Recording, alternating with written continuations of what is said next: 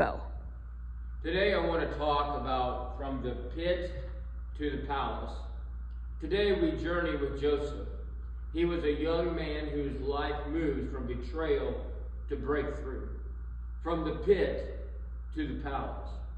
Joseph's story is a reminder that God's purpose often unfolds through pain, delay, and divine timing.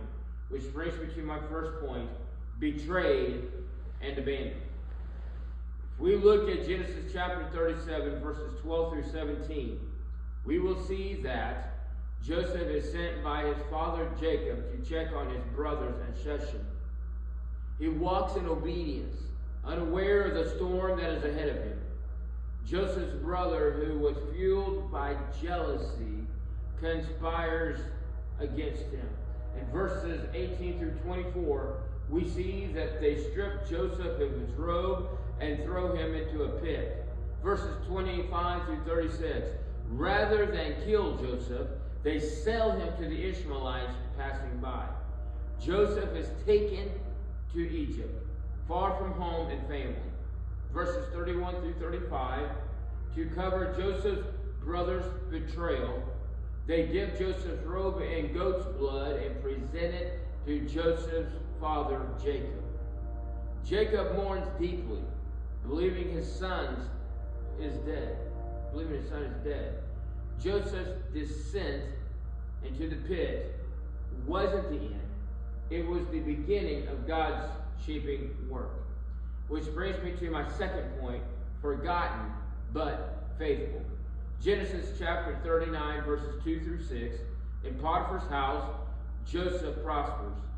Though Joseph was a slave, he rises in responsibility because the Lord is with him.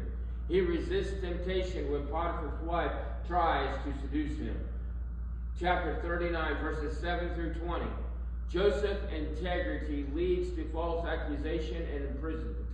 In prison, Joseph interprets dreams for Pharaoh's cupbearer and baker.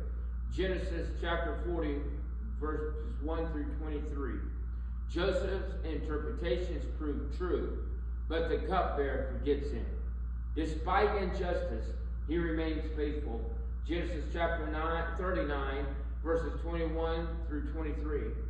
The prison warden entrusts Joseph with leadership, recognizing God's favor was on his life.